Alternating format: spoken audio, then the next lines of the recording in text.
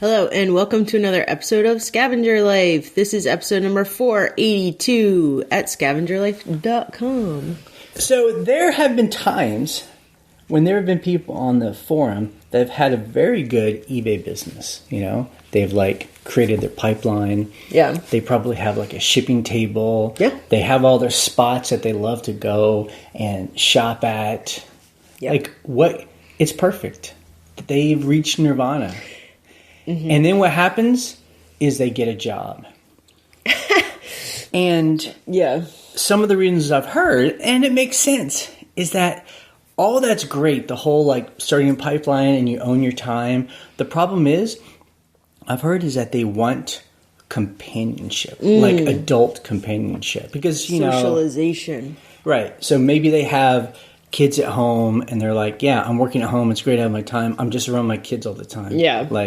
Or my husband or whatever, my wife. I need other people around. I want adult companionship. Mm-hmm. And, I know one person specifically that did that. And there's nothing wrong with that. That totally makes sense. Right. I think that there is, one thing about having a job is that you have a workplace to go to with relationships and a schedule. Right. That's something that a lot of people struggle with eBay or any independent freelance work where you're I sleep too late or I get up early and and to be around people who see you as you and not as a parent or right. mom or dad it's or the separated, wife or the husband. You're whatever, you're Steve, you're Jane, that person, and you can kind of live that life. And I get that. And, and I've heard that often is that, eBay is lonely. Yeah. That's why we started this podcast. Right. It can be lonely. And that, that's one thing. And one way to do that is to get a job because that's the instant work. Yeah. Look, think about television. There's endless workplace sitcoms because, there's so much crazy, fun, horrible stuff that happens in workplaces, So I bring that up because I was thinking about, why are we starting a coffee business? Right. It's weird. It's a great question. We have an eBay business. And if we wanted to, we could... we were talking about this yesterday. It's a longer story, but where we could just not do anything else, just do eBay, and we would be okay. Yeah. We don't have to do any of this. And I was thinking, well, part of it is kind of to build our own workplace. Yeah. Instead of getting a job to be around other adults and doing things, and this was because yesterday we did another event with our partners. Yeah. Selling coffee. We set up a tent and a table and espresso machine. And it was fun. It was a little downtown craft fair. Right. Small craft selling fair. Selling coffee to the really Mennonites. Cute. Yeah. It was totally. And they love those flavors. They were into the caramel mocha lattes, I was combining syrups. It was ridiculous. But that's what hit me was that, this is different from eBay. We're around other adults. Yeah. We're around customers and people. And it's totally different. Yeah, you're around your partners, so you're learning to work with other people under pressure. When you have 10 people in line for a coffee, you're also learning to work directly with customers, which is really different than eBay, where there's a shield of the internet. I enjoy it. I really like that interaction with, your coworkers. Phil was teaching me a bunch of stuff, and I'm getting drinks ready. I wasn't doing the espresso machine because that's serious pro training that needs to happen, but it was really fun, and I really love seeing people's reactions too, to the drinks and to the quality and, chatting with people. It's really fulfilling in a different way, I also enjoy just talking to people there, and specifically because they're Mennonites, they have like a worldview or a different way of life. Yeah, so the other people, like the people were serving food next to us, they had this amazing, delicious food. And so Jay was chatting with them, just like, how did you end up here? And, you know, one guy was from Los Angeles and he ended up here. And it's just fascinating. Yeah, and you know, I got to learn like the different flavors of a Mennonite. You know, there's like, they called them the black bumpers. I don't know if that's a bad term, but it's like the ones that drive the... They're more like the Amish. Right, they drive the like horse carts. Horse and buggy. With a black and bumper. They're black, right? Yeah.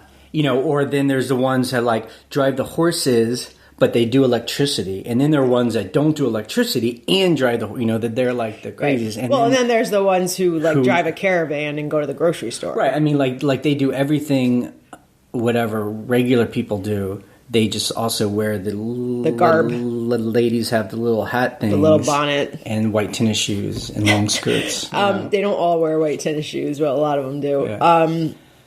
But then there's Mennonites that we've met who are just like everyone else and they go to a Mennonite church. Like, you know, they're not... Yeah, it's all just I don't know, like, flavors. Yeah. But anyway... That was interesting. That was fun to me. And something that would not happen if we were just in our house selling things on eBay. Yeah. You know? But... we can do that because we do sell on eBay, you know? Well, what's funny is we were selling on eBay while we were there. So I was taking offers during breaks. Yeah. So it's kind of funny. But yeah, and it also speaks to a larger conversation about like what we want to happen in our community, in our town. Like we want a place that feels like a community place with people who are interested in, you know, every single person who gets a coffee, you're like, hey, do you live here? Oh, are you visiting? You know, like there's so many places that don't care who you are. No, right. Know? So yeah, and so we've talked about that before about it wanting to build a community place, but I guess just specifically, selfishly, yeah, this community place is for us. It's like Jay asked me, we were on a walk the other day, and he's like, it would be worth it to do all this, even if like we were the only ones that showed up. I'm like, really? You know, it's like $100,000 cup of coffee. It's like, but if we can go and it's super comfortable and people are nice to us, like it's worth it. Right? Okay, so the funny thing about the event yesterday was, you know, we were in the next county over, several towns over, and there were quite a few people that came up to us that are like, oh, we're so excited for your new location. And we're like, what? It wasn't the newspaper down there. So that makes sense. But it was really cute. They're like, oh, my sister lives, you know, over the mountain. And you're like, yeah, we're excited. Word gets around. So, but anyway, I don't know. I mean, I don't have any answers.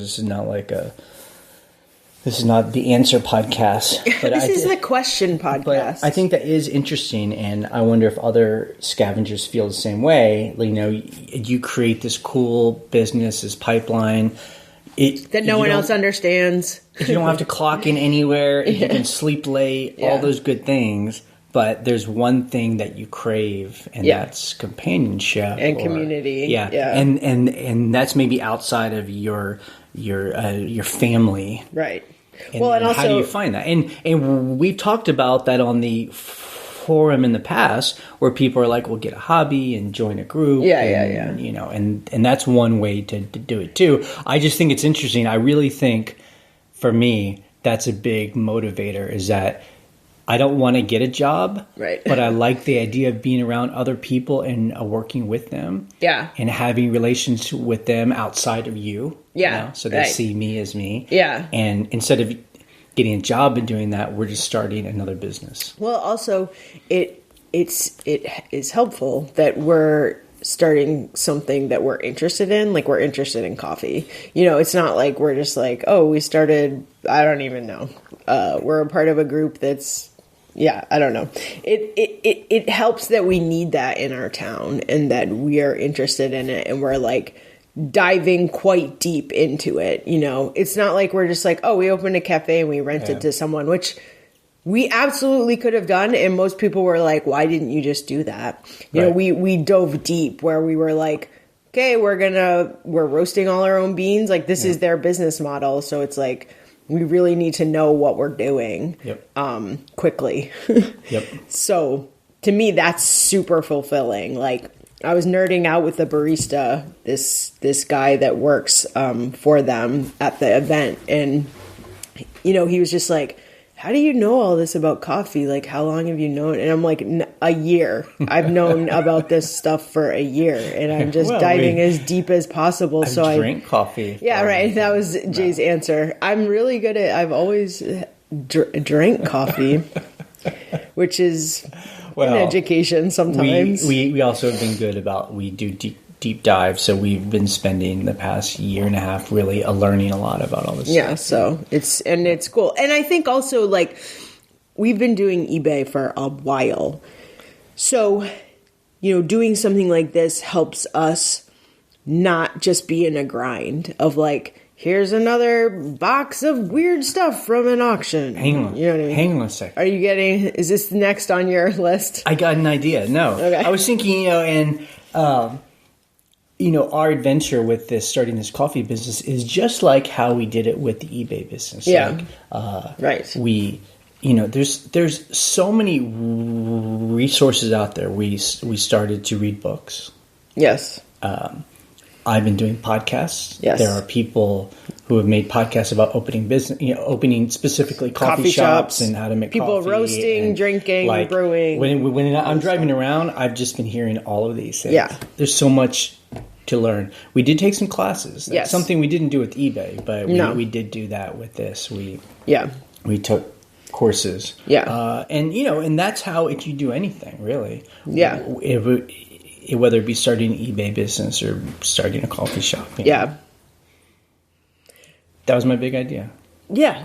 I mean, it can be similar. Like, you're like, I'm interested in doing this, and I need to figure out what I'm doing kind of quickly. Like, I can't just be like, that might be neat someday. You're like, I got to figure this out right now.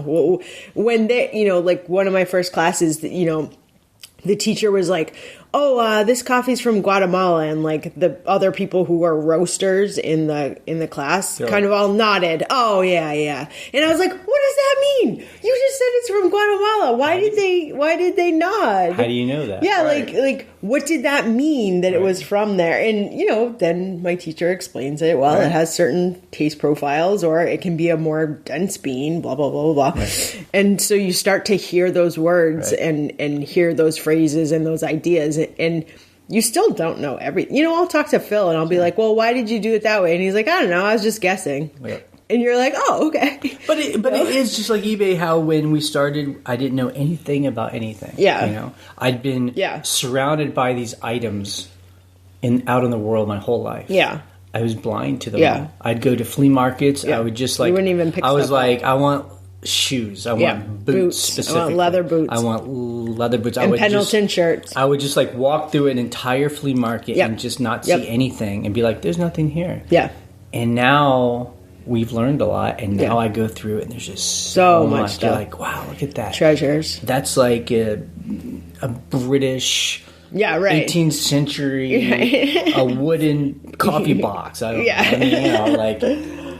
mean, not saying we know that right away, but you look at something and you go, I'm pretty sure that's special. I don't know what it is, but I'm going to buy it for $1. And that's exciting. And then just to wrap up, before we go on to just specifically our numbers this week, I was thinking too about I guess also part of that is each of us have to find like our sweet spot. Like you have to find out like how much work do you want to put into eBay? Yeah. How much money do you need to make out of it to buy at your time? And then once you have your time, what do you want to do to enjoy your life? You know? I mean, and I think we kind of have figured that out. I think like the numbers we're going to talk about now, like this is kind of our sweet spot. The money we made this week pays our bills. The amount of work we put in this week is pretty minimal. It's about the amount of work we kind of want to put in now. Right. And we're kind of good. Yeah. It helps to have a helper because if you don't have a helper, man, stuff is piling up. Right. Stuff piled up for 2 months before we got a helper. And look, I think it's cool.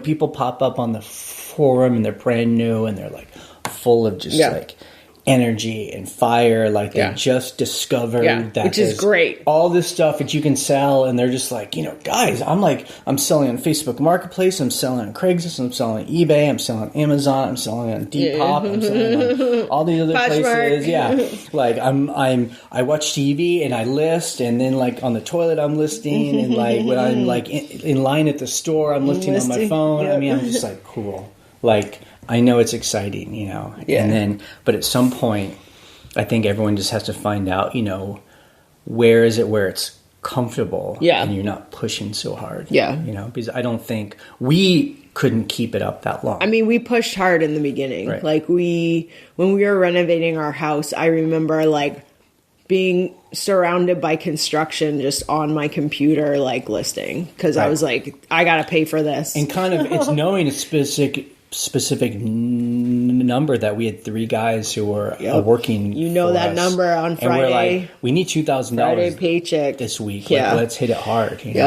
Exactly. Okay, eBay. Custom SKU on the app. Okay, so did I mention this last week? I don't remember. So now I updated the app the other day. I'm terrible at updating apps on my phone. I never do it because you have to do it manually. You have to be like, update all apps. Never look at the app store. So anyway, I did it. I'm sitting in bed. It's like 5 a.m. I'm like, update all. And so it updated the eBay app, and I was like, oh my God, you can look at your sold list and see the custom SKU. Here's a caveat. It's not on all listings for some reason.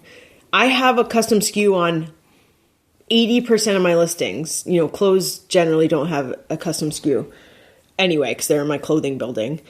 Something like I sold a lot of magazines this morning, and the custom SKU doesn't show up. Okay. Don't know why. Why is this cool? Okay, why is this cool? Because look, most people, and I learned this pretty recently within the last year, most people use that custom SKU or custom label. They call it 2 different things. I don't know why. For their inventory numbers.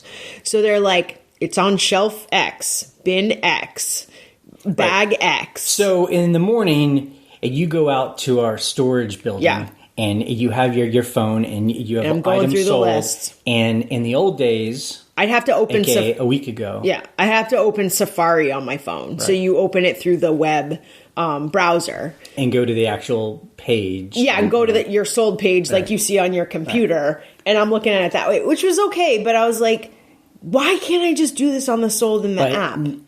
It's now there's just a bunch of solds, and it shows you where each one is. Awesome. And as I said, sometimes it doesn't show up. So you can click through to that item and see the custom label, but it's great to see it just on that list. Right. You click sold, you're like scrolling through, there it is. You just pick from there. Yeah. So thank God. Right.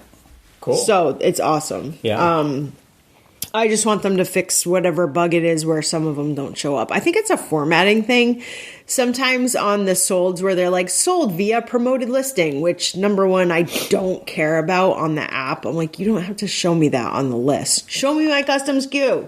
So I think that's why. But that's a cool thing that eBay did, that they added something that isn't like super sexy and glamorous. Yeah, it's like a back end thing for sellers. It's just like a real practical thing that makes it seem like they hear us and do something good. So I don't know how that got implemented, like who heard who. Why? But like why did that happen? I mean, it's awesome. Honestly, and it's probably something so, it's such a big deal.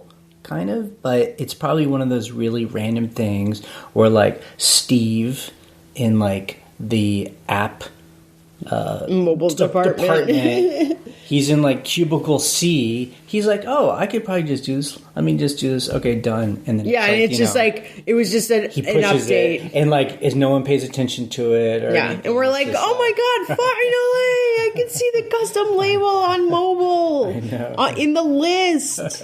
But that's just because none of us really have any idea like how they talk about this stuff internally, and so thank God. Cool. How is our helper doing, Ryan? Good. He's a 16-year-old male. Right. Our young 16-year-old. So, there are times where I need things done where I just assume that they'll happen. Like I just couldn't believe this. I was like, okay, I need to be very explicit about what I need. So I have a bunch of random items, and I had a shirt that you happened to find in a parking lot on the ground. But I was at Home Depot. And you're like, here's a shirt. I found a shirt on the ground. You're like, I'd sell that. It was a Nike shirt. And we cleaned it. So it's good to go. But I put it there and I said, because I noticed he wouldn't put chest measurements on things. He would just be like size large. And I've told him, look, I need a chest measurement, even though there's a large. So I wrote a note, please do the chest measurement for this shirt. So I come back that evening to put stuff away, and he had written down the chest measurement, and I had looked through my scheduled and drafts. Well, he didn't make a listing for it. He literally just measured the chest for me. And wrote it down. On the note. He did what you told him to, So, which is funny. And also, I'm like, dude, you got to understand that if I put it on the floor, I want a photo and a listing. Right. I could have just measured the chest myself in the time it took me to write you the note. Right. Why would I just ask for that? So I explicitly have to be like, this is what I need. It is funny being at the age where you have to think like, oh yeah. I know I personally was probably like that too, a young guy who just not thinking about the bigger picture. Much. I hadn't really done anything in my life. Like he's never had a job before. Right. I would just go and there would be food and you just like go to school. Where it all comes from. When you're told to go. So it's kind of funny. Like now I'm just very explicit. I'm like, I want you to take a picture of this logo and I want a close up of it. Like it's training. Yeah. You can't train someone in one session. Right. Like you just have to keep being like, I need this, I need this, I need this, I need this. And that's fine. The only issue for me is like we have been so busy with learning the coffee business, setting up the coffee business, working with Phil and Jill. I'm roasting 2 days a week with Phil as an apprentice. So there are days where I just will not see my helper. I set everything up. I write a note. I say, text me if you have any questions. I just cannot be here. So that's what's hard is that I can't set him up and be like, okay, make sure you do this. Make sure I just have to write a note. And so far he's been doing fine when I'm like explicit. I need this shirt. Here's these pants, So that's been fine. And you know what? His photos are great. He's putting stuff in categories. I make him do a check. So this is another thing. So I'll put the SKU, like these go in this bin, these go on the shelf, blah, blah, blah. I said, put a red check mark when you're done with it because he wouldn't like put stuff in the pile to go away. And I'd be like, I don't know what he did. Right. So I'm like, put a red check mark. So that actually is like an organizational help where I'm just like, this is done. So I'm learning too. Yeah, just as long as he's teachable. Yeah, and, totally. He's just kind of getting it. He's doing it. Yeah, so exactly. So good. It's good. I know that was a long diatribe, but that's how it's going. I think people are interested in how helpers work. Yeah. So our numbers this week, we sold basically almost half as much as a week ago. So it was, especially towards the end of the week, it was slow. So we sold 39 items for $1,254.08, not including shipping. Yep. Which actually the number itself isn't too bad. We made $200 less, but we just sold fewer items. And again, so we had some high price items, I remember. Yeah, and I don't know if it's just because of, I don't know. I always think about like what's going on in the world. The chaos of current news. Kind of chaos of current news. People start freaking out, or I don't know if that affects their. I feel like so it was Thursday night was like the crazy news cycle. And stuff slowed down after that. And I'm like, people might just not be like buying cool stuff on eBay this weekend. And actually, because this is 2020, anything can happen. We actually, after we did that coffee event, we were in the next town over and we went to Costco. Yeah. And we bought $600 worth of food. Yeah, and which we do not do ever. Right. We completely stocked our freezer, and we completely stocked our pantry. And I bet we have, if we had to. I was like, if you were like buying a piece of pizza for us, I was like doing the math. Like, okay, we got all these chicken, all these. I think we could be okay for 4 months. Yeah. And I only do that and anyway, I bring that up just because it's 2020. We all vote in a month. Or I don't know. Early voting in some states. Anything kooky can happen. I'm just like, I want to be able to be in my house for a couple months if I had to. With my Instapot. Yeah, Instant Pot. Yeah, during... And my air fryer. Election craziness, pandemic, whatever. Yeah, so. It's like, the New York Times the last 3 days, I'm just like, I don't know. I don't want to have to be worried about toilet paper or food or anything like that. So yesterday was a serious grocery run. I know now I have flour, I have yeast, I have milk powder, I have anything we need to make sustenance. We have beans and the chicken. And Mormons out there are like, of course. They're like, why don't you have that? Don't you have 5 gallons of peanut butter and gold coins? Yeah.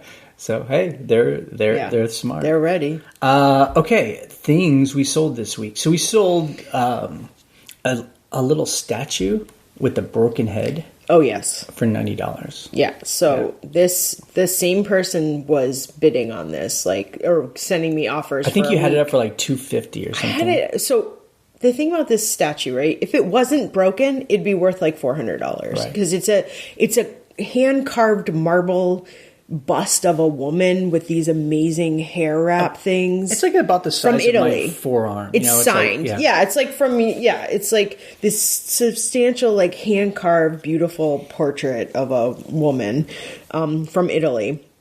I think it's early. I think it's like late 1800s. Wow. So this thing's like a series. If you look them up, you're like, because who's carving chunks of marble right now? Made of Carrara marble. Yeah, it's Carrara marble, right? It's stained. Someone's got to clean it up and fix it. So the head is broken off of it. Like clean off. Yeah, like the head was heavy. I'm sure someone knocked it off a shelf and it was like, boom. Yeah.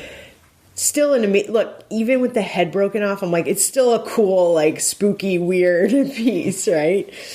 So I put it up for really high, and finally I got into a negotiation with someone over like a week and a half, and he finally was like $90. I was like, broken Carrara marble? Yeah, just like, $90? Just take some glue and glue it on. I mean, someone would have to repair it. Someone could repair it, I think, professionally. It is a beautiful piece, so. Good. But that's one of those scavenger items where I think most people would be like, most people who are not scavengers who sell or whatever would be like, trash. Just like throw it in the garden as a stone. Right. Like, you know what I mean? Like, I don't know what, it's solid marble. It weighed like 8 pounds by itself. So, but I was like, this is a cool art piece. I think someone could repair it. Even if they didn't repair it, it would still be this weird Halloween thing, Yeah. It reminds me of, did anybody see Return to Oz? So Ozma, was it Ozma? Somebody in the. Is that the one with Michael Jackson? No. Oh, okay. That's The Wiz. Oh, okay. Which is also an Oz. It's like from 1985, made by Disney. It's scary as hell. But one of the women in the movie has interchangeable heads. That's basically what this is. Like, she would choose what head she wanted. I think it was Ozma. Anyway, so there you go. Cool. Return to Oz. 1985. Saw it in the theater. when I was 5. So, something else we sold several like old military jackets, which to different people, which and these are like just a U.S. military, they're cool. They're like wool, like sergeants, jackets. like dress jackets, and it's one of those things where you're like, I see them and I'm like, these are so cool. They're like wool, but like no one's gonna wear them. And you're like, this is so well made, but it's like, why would anyone buy this? But for display, of course, I think. we get it anyway. Yeah, of course. There's such slow sellers. Yeah. Like in our storage, we have like a rack of old, a bunch of them, well made, and they just sell so slow. But when they sell, they can sell for, I think we sold one for $70 or something. What was the other one? Do you remember? There was two. One of them was a khaki sort of Marines one, and one was an army, an army green.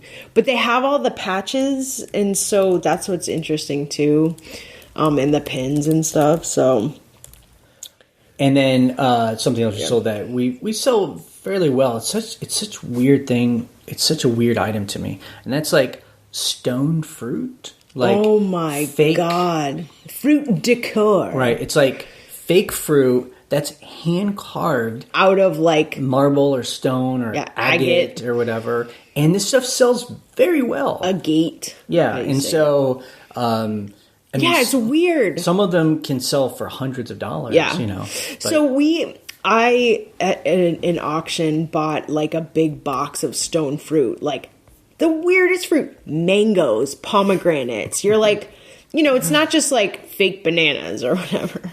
It was like, well, there were some that were peaches and some that were pears, but like mango and pomegranate. And I basically just like divvied them up into the different kinds, like small peaches, large peaches, pomegranates, mangoes. I sold those pomegranates for how much? 75? Yep. What? I don't know. I mean, it's decor. And I guess it's just, it's people, really nice decor. You have a bowl and you want fruit in it, but you don't want to keep changing the fruit out. And you don't want plastic put it fruit. On well, let's just get some hand carved, I think they're not my style, but I could see how someone could use them. Yeah. And they're not plastic fruit, although I do have some plastic pears for sale. They're neat. Who knows? Who knows? Who knew? Who knew? Scavenge of the week. I mean, do we scavenge? So that's the thing. We scavenge a little bit at a local store, but and actually, when we were at that coffee event, it was like it was like a street fair kind of thing. It was behind a thrift store, but like an antique store. But people were selling stuff on the street. It was kind of just like a fun fall event, a fall day. And I was fair walking thing. to the car to get something, and I saw one of those metal. What do you call it? Igloo. It's a cooler. Yeah, like it's like a thermos brand and for metal. Some reason, people are really into like the old fashioned metal ones. They just look cool. Anyway, it had a $3 price tag. Well, there was a lady. There was a lady standing next to us, and we were like, "Is that $3?" And she wasn't working there; she was buying stuff, and she's like, "It must be $300." Right. and then she's like, "Well, at least it's $30." So we go up to the guy, and we're like, "Is this $3?" He's like, "Yep." We're like, "Great, we'll take it. We'll take it. $3." I mean, the inside, the plastic inside is cracked, so it's not really going to hold water. Yeah. So which is probably why they sold it cheap. It's decor. No, we'll just show the crack, but for $3. It's green. It's neat. Yep. But because of the way we scavenge, we're still, I keep saying this week after week, we're still eating off of those auctions. I went 4 weeks in a row and got a truckload of stuff each time, and we're still eating off of that huge amount of haul. I probably spent $1,800 on all that stuff, but we're still eating off of it. Eating it. When we unloaded all our Costco stuff into our freezer. So we have a stand-up freezer that's the size of a fridge in our back building because there's nowhere else to put it. So we backed up to the back building to unload, and I saw all these boxes back there. I'm like, those are from the auction. There's more boxes back here, which is fine. It's just... yeah, we're still going. Like, it's fine. I'm like, what is it? Yeah, but we're getting through it, so that's good. Yeah, and it's good stuff. It's like Christmas. So, you bought a bunch of stuff, and I saw some of it online, but we never unpacked it. So I'm unpacking stuff now, and I'm just like, what the hell is this? There's some amazing things. I found this, box of humidors, wooden hand-carved humidors. Yeah, what's a humidor? You put cigars in it? I know what it is. I'm I was like, how old are you? Do you not know what this is? When I first started, I might not have known that. But it's these cool wooden boxes, and oftentimes they're really well made. Well, and they call it a humidor. I think it's because you can control the humidity. Mm-hmm. So you can put these little clay strips that keep the humidity a certain whatever. So yeah, that's what they are. But they're cool to just keep little. They're like, cool. I have a humidor that keeps all this stuff by my table in the room where we watch TV. So like all the remotes and like hand lotion and like lip balm and like hair clips are in this little humidor, and it's perfect. Yep. Customer issues. I mean, look, it's not a big deal, but let's just talk about it just in case anyone is brand new to eBay. This is like par for the course. Someone bought like an antique plate from us. Like a plate. A platter. Flow blue, old, $100-something. Right. Like you're like, cool, a cool sale. And we showed everything, and he says, he opens up a return and says it's chipped. Well, it says it's chipped. It shows it's chipped. You know, I point to it in my helper pointed to the chip. Like it's all there. And then in the official like return, the buyer puts in the a message, seller knew it was chipped and doctored the photo. You know, it's just like what? It's just like the drama. What are you talking about? The drama gets amped up where it just can't be like, I don't want it. I want to return it, which is fine. It's got to be like, you know, I'm being bamboozled. I'm being, you know. Well, so what? So my question to you is, how do you handle this? Okay, so here's how I handle it. Number one, if you have free returns, you have to accept the return. Right. Actually, you pretty much have to accept a return for any reason on eBay right now, other than if you don't have returns turned on and the person says, I don't like it, and it's the person's fault, the buyer's fault, you can decline it. I have free returns open on all my listings, so I have to just accept it no matter what. And that's fine. Right, fine. Here's what I think before I go into how I handle it. I think this person's fishing for a refund. I think they want to keep this item because it actually says it on the listing that is chipped, and it shows it on the listing that is chipped. So I'm like... Right. And the problem is they open a return saying we did something wrong. Right. So if he returns it, we have to pay for everything, all the shipping. And so here's how I dealt with it, and this is the only way. Instead of accepting the return at first, which I eventually did, I messaged them just so it was on the record, just so I was able to send them the message. I said, the fourth photo shows the chip, and I'm pointing to the chip. I also say in my item condition that the item is chipped. Right. So I waited an hour. They didn't say anything, which I didn't think that they would. And then I accepted the return. I just wanted it on the record that I was like, this is as described. Hear ye, hear ye. And I think they're just fishing for a refund. I think they want to keep it. Okay, cool.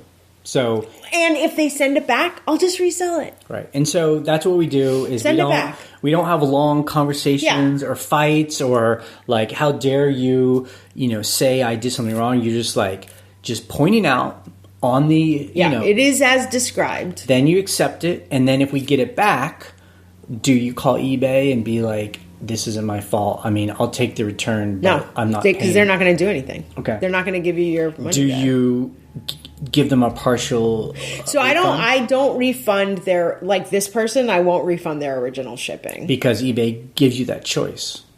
Yes. But then the buyer can appeal that, then eBay should cover me. Okay. But I do have to pay for the return label, no matter what. Right. And that's fine. I mean, that's just, Now, if they, I don't know. It's confusing. But either way, I doubt this person's going to ship it back. Yeah. Because most people, honestly, most people are like, this is INAD, item not as described, or damaged, or incomplete, or whatever. And you're like, cool, send it back. Well, they don't want to send it. They don't want to. They just want money. TBD. Let's see what happens next week. I'll let you know. Yeah. They have a ridiculous amount of time to return this thing at this point. Yeah. It's like 45 days. Returns just stay open forever. I will say I enjoy that during this podcast that we've been doing, we've sold 3 items. Which is very nice. It's been slow. Like, we sold one thing yesterday. Yeah. So... Well, I'm glad. I appreciate that. My phone's on airplane mode because we record backup on my phone and I can't have the data going on. So I haven't been able to see all those. Right. That makes me feel better about this week. So, things we learned in the forum. Peggy, she actually sent us a message, and she said she had bought several sweaters from us over the years. Like these nice, like we're both wearing them. Yeah, like rag wool, they call them. Right. I mean, she didn't buy the ones we have on us, but you like that. It's just old wool sweaters. And she sent us a photo. She unraveled them all, got the wool. Yep. And sewed wool caps. Did you just say she sewed the caps? Yeah. She knitted them. She knitted the caps. What world do you live in? Wool caps, and she showed us these photos. It was amazing. And they look like super professional. I just was like, this is so cool. Yeah. It's like the ultimate recycling. Yeah. You take an old sweater that someone didn't want or whatever. Right. You unravel it for the wool. Right. And then you make it into these awesome hats. And we actually did that for a while when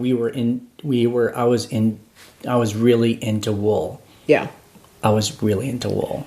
What did we do? We made hats. I was just like, wool's so cool. Because it is. So you're still into wool. But we would be finding it, and there would be like, skirts that had like holes in them, and that's a problem with it. Is that they get shoved in closets and moths eat them. Yeah, and we would try and sell them, and people would be upset, of course, because they don't want stuff that has holes in it. Someone said, "We'll sell them in lots as fabric, basically, or as wool." And we did that for a while. It's not that profitable, so we don't do it anymore. But I think it's fun that people do that.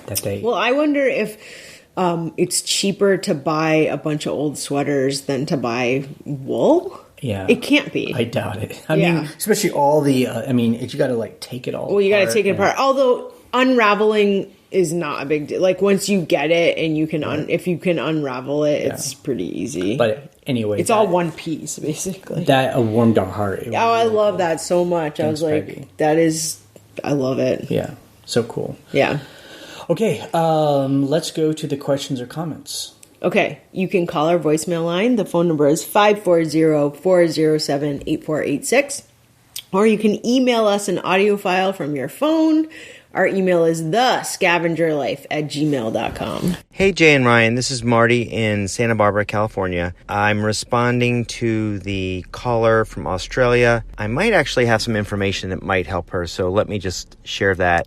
Occasionally, I subscribe for a month to Terapeak to kind of assess the year-long comp sales on things that I'm selling and try to churn through a bunch of them and kind of jot them down and take a look at the average shipping price, the average sale, and sometimes the best time of year to sell, et cetera, et cetera. Anyway, the point is that if you use Terapeak, or even if she wants to just use it for a month subscription, I'm assuming it's similar in Australia. In Terapeak, which is now embedded into eBay as a research tool, you can search an item and then filter for where it was sold from and where it was purchased from. So I usually filter from the US. So you can do that, I'm assuming, from Australia as well. Again, I don't have it right in front of me because I don't have it currently, so I can't really check. But I believe that might help her. And even though you can see the sales for a year, you can't actually click on the sales from anything beyond 3 months. So it only shows you, you can click on the sales from the past 90 days, just like you can on eBay.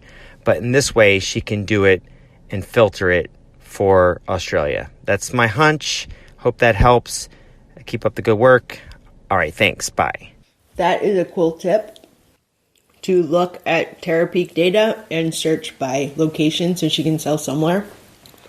Although, like you said, on Terapeak, they'll show you a year's worth of data, but you can only click on the things that are 90 days old. Like, you'll see the data for something a year ago, but you can't click through and, sell somewhere. Yeah.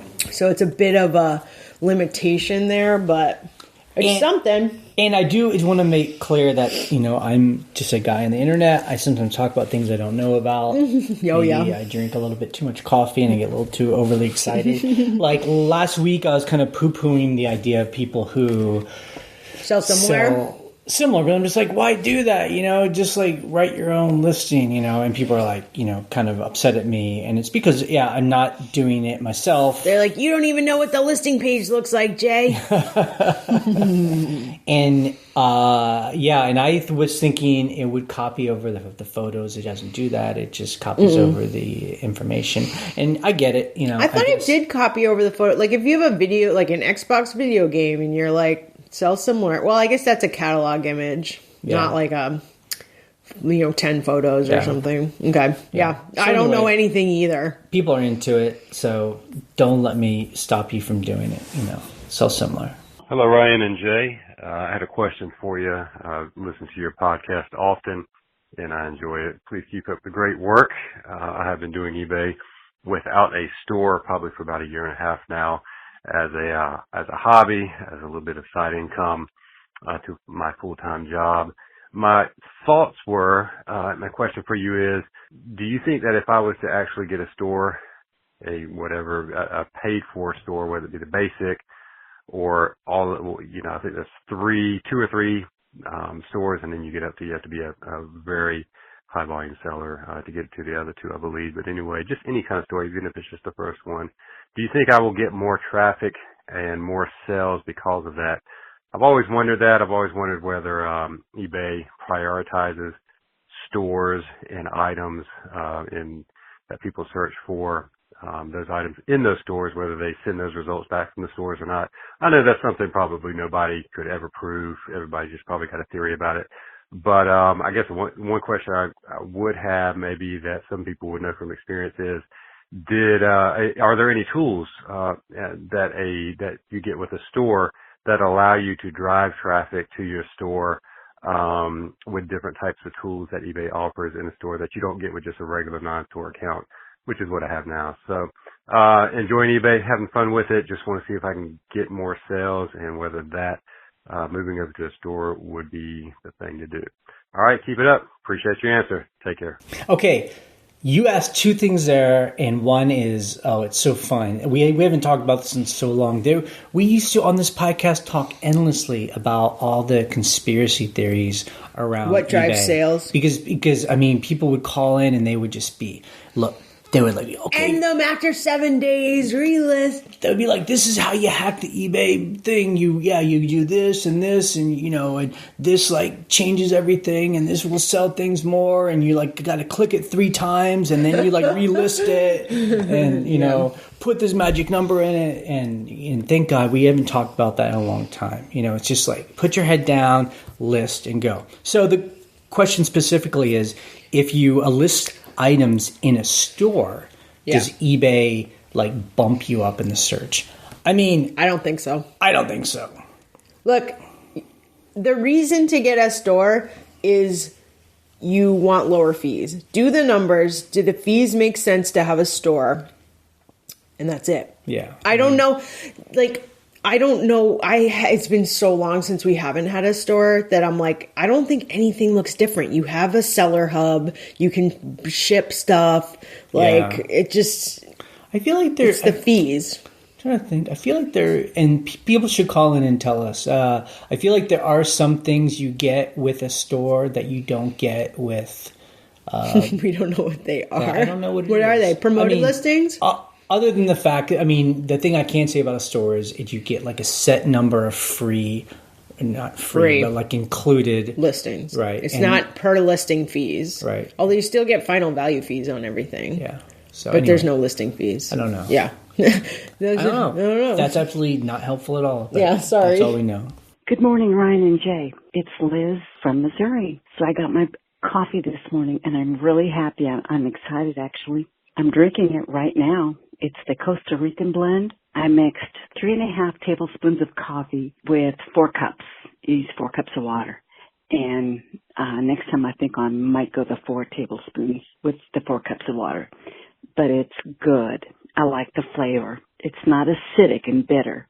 And that's what I don't like. But I love a good cup of coffee. So thank you, Ryan, for the roasting. I love this coffee. Love the packaging. Like what you guys do on eBay. I'm listing again. I've had a lot of life happen in the last 2 years. Lost my brother, but life goes on. Anyway, thanks a lot for everything you do. You guys have a great day. Make it a great day. Bye. I did not pay this woman to send us this message. That is the sweetest message.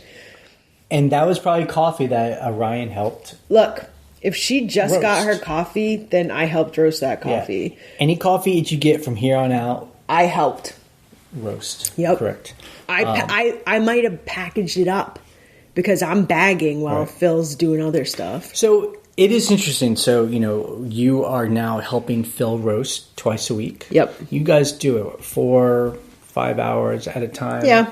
I think. I mean, there's some Other stuff happening. kind of hanging out time there or whatever. Hanging out. It's pure not work. pure. It's not pure roasting. But you guys are now production, and you guys are doing about 70 to 80 pounds per time. Per time. And, we probably make $4 to $6 profit on a pound of coffee. Yeah. Again, like we talked about, like selling on eBay where we're volume. making $80 on an item. Yeah. It's just it is about volume. And I know that Phil, our new partner, we're just we got to volume. We got to do more of this, Yeah. Because you guys can be doing twice that. Yeah. By just putting more coffee in there. Although we just have to sell more of it. Yeah, we need to sell more. So Costa Rican, awesome. You can order online. This is the perfect segue to the end of the podcast. Broadporch.coffee. I'm helping roast. I'm helping package. I'm packaging. I did the packaging last week. So I do a couple things. I do want us to make an eBay store for Broad Porch. So I do want to try to sell coffee on eBay.